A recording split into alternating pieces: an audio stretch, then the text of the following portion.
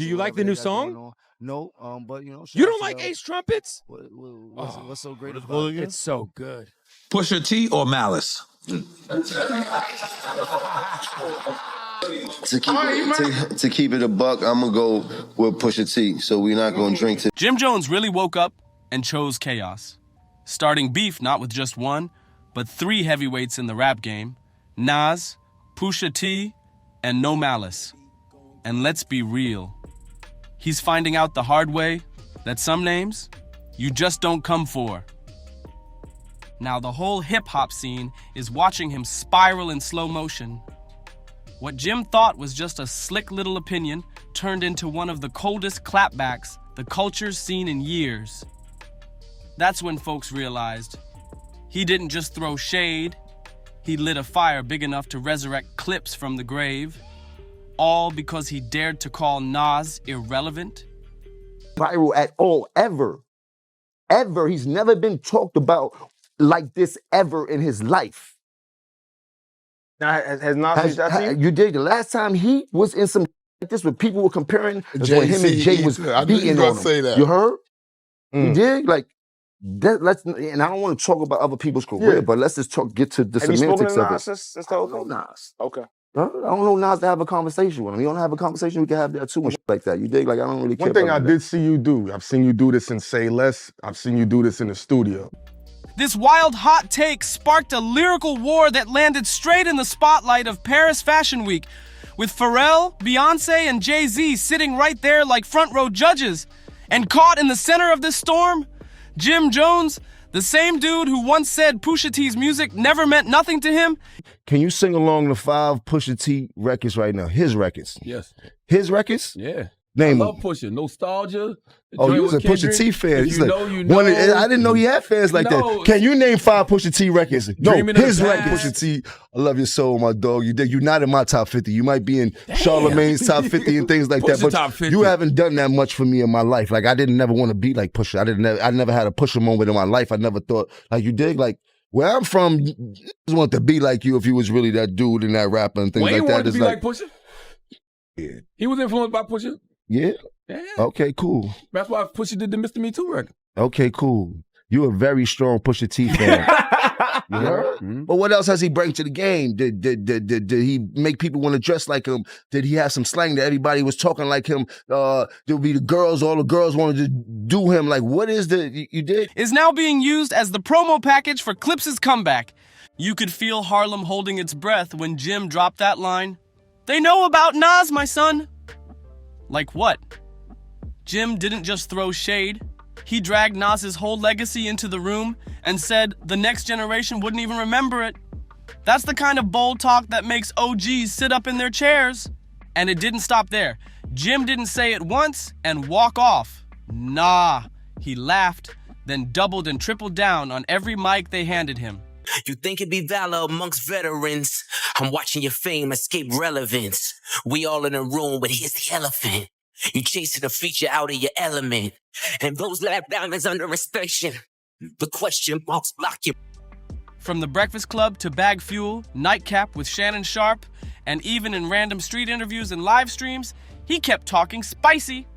At one point, Jim tried to clean it up by saying he was just speaking as a fan. But then he flipped it even harder.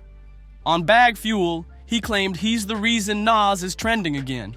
According to him, greatest of all times. The relevancy that he keeps showing year after year, hit after hit, record after record. Any record that he has put out has seemed to go multiple platinum. Like, that's never has happened before in this history. I mean, there's a few other people that do astronomical numbers like that, but he really in it. Like, you know what I mean? Folks ain't been talking about Nas this much since Ether.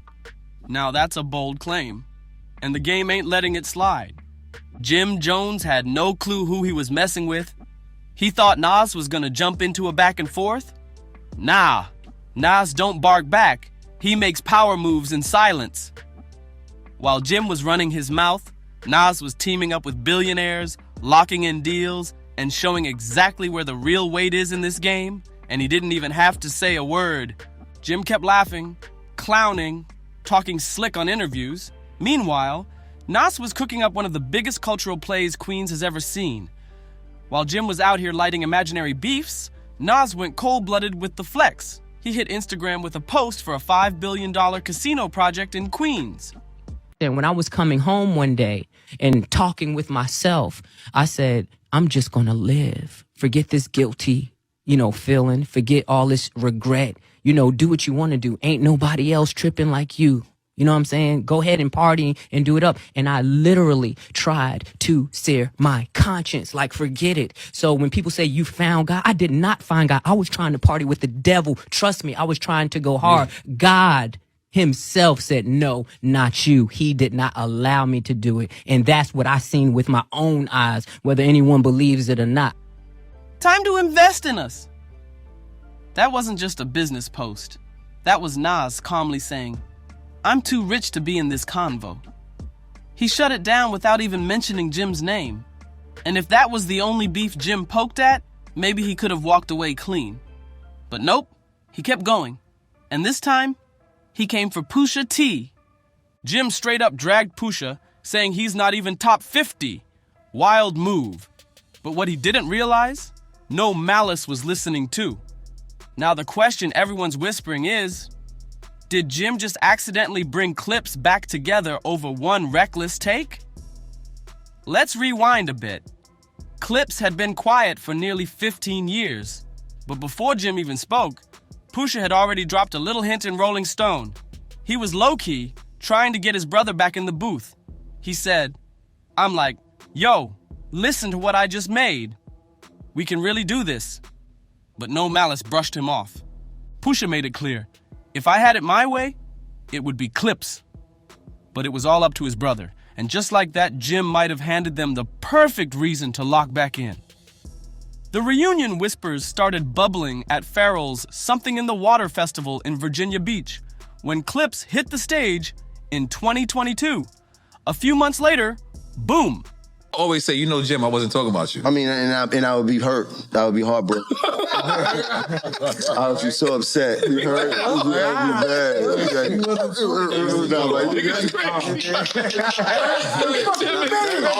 You was talking about me. Yes, you were.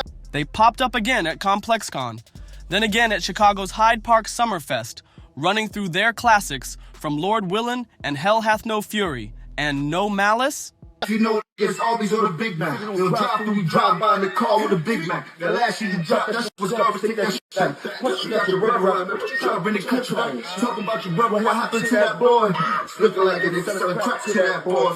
Really though, enough of the jokes, it's getting embarrassed. I really got some money, I catch you out in Paris. He looked ready to go. It was raw, it was sharp, and there was no doubt who the target was. Jim Jones. Pusha T didn't leave anything up for interpretation. He was looking straight at Jim, dead in the face, but this wasn't your typical diss track. This was artillery dressed as art, premiered at Paris Fashion Week, right in front of the biggest power players in the culture. And behind the whole moment, Pharrell. It didn't take long for fans to start piecing it together. Was this Pharrell's quiet revenge? A power play straight out of LV headquarters? A long game move to clap back at Jim for years of sneaky jabs and slick side talk? It's looking like that, especially since Jim had been out here crowning Drake as the greatest of all time, fully siding with Pusha's biggest enemy. He even said it loud in a Complex interview. No confusion there? And just like that, Clipse was back. We went viral on the Spotify Rap Caviar podcast. Yes. About Man, Pusha T. People don't like people. Yeah, see? There we go. And then look what happens. But I'm ready for all things, man. Shouts to Pusha, shouts to that guy, shouts to the Clipse. You know what I mean? Congratulations. Do you like the new song? No, but you don't like Ace Trumpets? What's so great about it? It's so good. It's good? It's so, oh man. It's good? So yeah, there's something going on that you ain't tell us about, it's bro. It's good in what? A nostalgic value of it? You don't think Ace Trumpets is hard? I don't believe them. Oh. But that's a whole nother story. I don't want to downplay anybody's craft or their music. I want to uplift everybody and things like that. But I don't listen to their music. I never have. I can't recall too many records that I can remember. You know what I mean? But not with a radio hit. Not with a press tour. With a vengeance track dropped at one of the most iconic fashion stages on earth. Jim thought he was just flexing on interviews, but Pusha and No Malice, they were plotting a comeback and he was the bait. Now the real question, did Jim accidentally hand No Malice the greatest comeback moment in rap history? Or did he just write his own career's final chapter? 'Cause let's be real, Clipse ain't even dropped a full album yet, and damage is already being done. And we can't forget Pharrell, the architect behind this whole thing. He's not just the producer, he's family. He gave Clipse their whole sound, their style, their voice. So when Jim went around mocking Clipse in interviews, saying they were irrelevant, brushing off their catalog, he wasn't just disrespecting Pusha. I'm way more influential than Nas, and I don't care what nobody say. I know I made a little boo-boo when we talk about the sales and all this type of shit. I don't feel like getting into that rhetoric about where I started and where he started. Well, you said that bullshit. But listen, Nas was nice when I was in high school. When I was in 10th grade, Nas came out.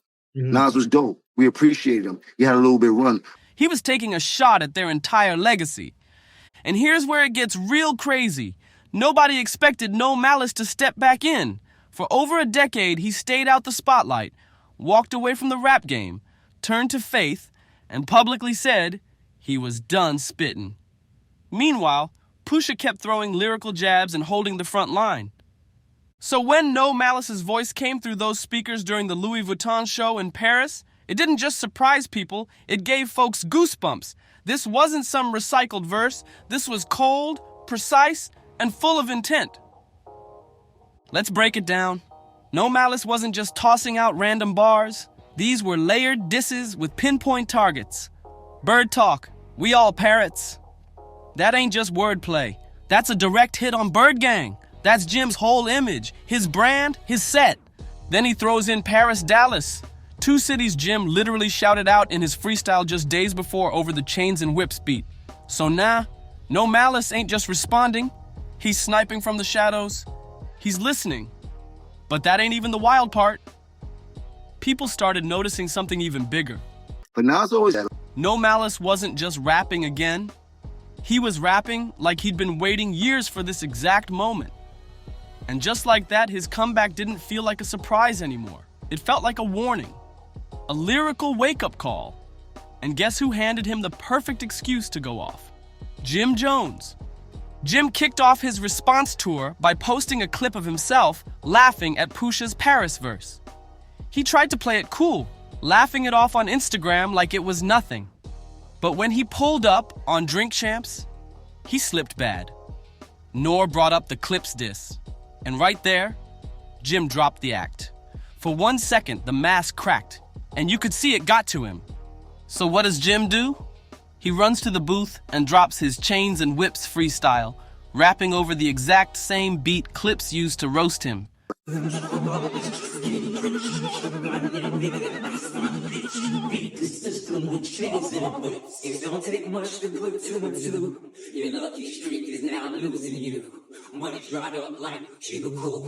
It was supposed to be his comeback moment, but the timing? Desperate. Then came the BET Awards.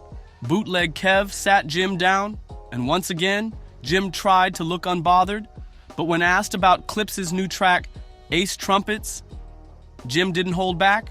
He called it mid, claimed they were just riding off nostalgia. But the more he talked, the worse it looked. Instead of a confident vet, Jim started looking like a man scrambling to keep up. 'Cause what do you do when the very people you clowned start leveling up right in front of you? You either evolve or you double down. Jim, he grabbed a bigger shovel. Back on Nightcap with Shannon Sharp, Jim went on another rant. This time he tried to compare Clipse's comeback to saying Jordan fell off after Space Jam. It was wild, it was reaching, and it was delusional. Meanwhile, Clipse wasn't wasting time arguing. They were out here executing a full-blown master plan. Boom, announcement time. The duo revealed the rollout for their reunion album, Let God Sort 'Em Out. And if you thought Chains and Whips was the big moment, that was just the warm-up. This album was serious. It wasn't just about a comeback, it was a statement. The features, insane.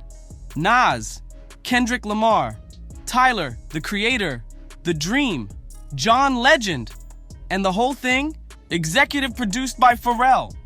But here comes the twist. The album was originally supposed to drop under Def Jam. That is, until Def Jam allegedly tried to mute Kendrick's verse. A verse that, according to whispers, took indirect shots at Drake, Travis Scott, and the fake politics running the industry. Clipse didn't flinch. Soon as Def Jam tried to play gatekeeper, they pulled out immediately and moved the whole album to Roc Nation. That move alone? It said everything loud and clear. Clipse wasn't coming back as some throwback act. They were moving like bosses. And Jim? He had the nerve to ask who even backs Pusha? Well, this is your answer. This shift didn't happen overnight, but it hit hard. Jim wasn't just getting dissed, he was getting phased out. Not blackballed, benched quietly. No more buzz, no more major invites, no more seat at the table.